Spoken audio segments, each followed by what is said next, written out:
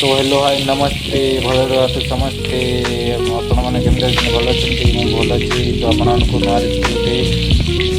स्वागत करुच्ची। तो फास्ट हम तेल पकई ना ओली पकई ना देखिपे आपण मैंने तो आम पकई ना मसला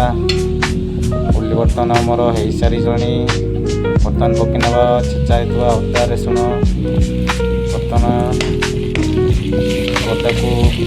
मिसई देवा पकईना टमाटो बर्तमान टमाटो हो सारा सीझी सारा बर्तमान पकईवा हलदी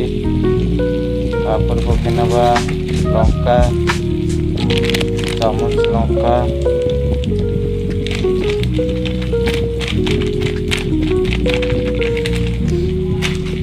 अल्प अल्प पकईवा बेसी ना पकईवा चटनी मसाला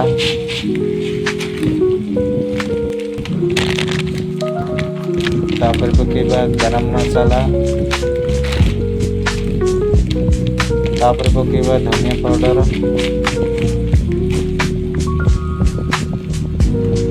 तापर पकईना मीठी मसाला बर्तमान देखो मसला पकई सारे बर्तमान चले ना बर्तमान आम चले सारे देखु सीझी सारे बर्तमान देखु बर्तमान पानी अल्प पानी ढाली ना बेस पानी ने अल्प पानी देवे अल्प पानी देले ही भल से मसला सीझी थाए कषी थाए मसला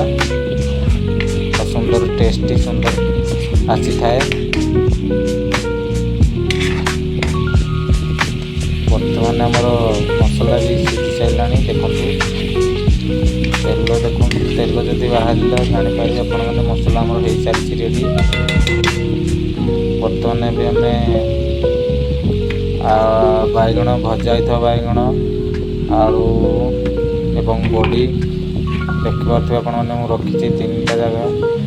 फास्ट को आम बैगण भजा था बैगण को पकई ना भल भाव कषिदेवा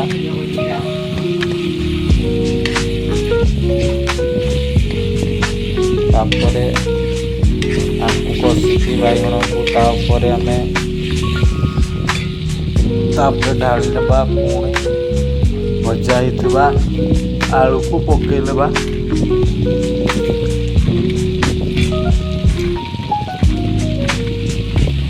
बर्तमान आलू पकई सारे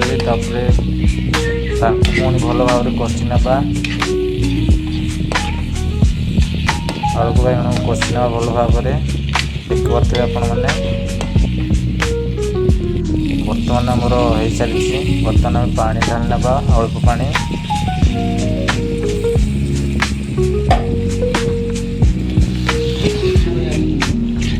पानी ढाली नेली देखिपे आपण मैंने लास्ट बर्तमान फुटीगला बर्तमान देखु थाली गोटे नहीं छोट थाली घोड़े देवी बर्तमान घोड़े बर्तमान फुटी सारा बर्तमान सीझी सारा सब बर्तमान सीझी सारा लास्ट कौन करवा जो बड़ा बड़ी भाजा था बड़ी को पकई ना पकईकि भल भाव सीझीगला देखुए आपण मैंने मसला सीझीगला बर्तमान सब हो सारा रेडी। तो आपण मैंने खाइले तो मुझे टेस्ट अच्छी ना ना मुझे जानी खाइला मुझे जानी आपण मानक निहाती रेसिपी खाई मुझे कहि भल लगे ना ना आदि भल लगे मुझे नेक्स्ट नुआ रेसिपी आपण मानक आनी देखिपे आप भल कलर आसूची